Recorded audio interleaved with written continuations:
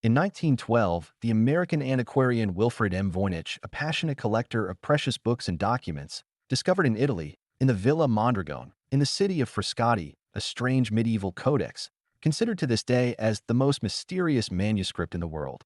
Found alongside other rare documents, the Voynich Manuscript MV, thus catalogued after the name of its discoverer, would experience unparalleled fame. Purchased in 1961 for $24,500 by H.P. Krauss, a famous New York antiquarian, the manuscript's price rose to $160,000. Since no buyer was found to offer the seller's asking price, H.P. Krauss donated it to Yale University, 1969, becoming one of the most valuable acquisitions of the rare book fond of the Beinecke Library, New Haven, Connecticut, of the prestigious American educational institution.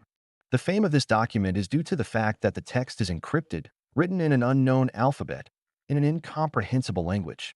It is also unknown who the author is, when and where it was written, whether it is a copy or an original, and what genre of creation it belongs to. Intrigued by the mysterious aspect of the acquired document, and convinced that he was the discoverer of a unique document in the world, D.U. Voynich sent photostatic reproductions to all those interested in knowing the clear text of this strange manuscript. His hypothesis was that the author of the manuscript was Roger Bacon. In order to know the opinion of other researchers in 1915, the owner of the curious codex exhibited at the Art Institute of Chicago the manuscript he had acquired in Italy, including parts of the MV, printing on this occasion a brochure presenting the document, trying to draw the attention of the scientific world to it.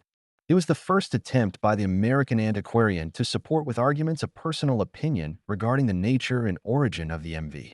Subsequently, W. Voynich requested the support of numerous scientists, specialists in various fields, asking for their help in deciphering the text of the mysterious codex. The paleographer Oumont from the National Library of Paris, A.G. Little, a recognized scientific authority in the field of anatomy, a brilliant teacher at Harvard University, but, above all, a connoisseur of the biography and work of Roger Bacon, Cardinal Gasquet, custodian of the Vatican archives, and many others.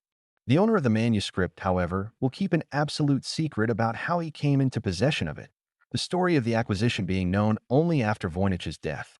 After the death of W. Voynich, 1930, his wife Ethel Lillian Voynich, daughter of the mathematician Bull, kept the original for almost 30 years in the New York vault of the Guaranty Trust Company. And Nil, W. Voynich's former secretary and a good friend of his wife Ethel, becomes the heir of the manuscript.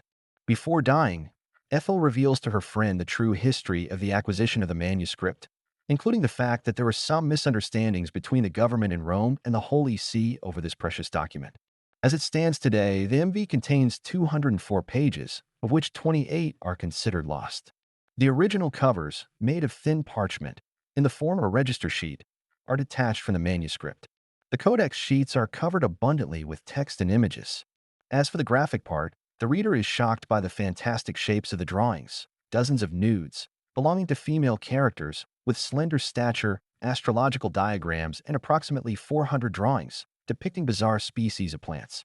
According to a classification unanimously accepted by researchers, within the contents of this manuscript there are the following distinct classes of subjects: the botanical section, the images present drawings of plants, many of them unidentified or of a fantastic nature; the astronomical section, containing most of the zodiac signs; the biological section, having anatomical drawings or images of human beings; the pharmaceutical section, laboratory utensils and parts of plants; the recipes section contains short formulas, probably alchemical. Judging briefly, only by the iconographic part, one could reach the conclusion that the manuscript would date from the 15th to 17th centuries, but no other document from that period presents anything similar.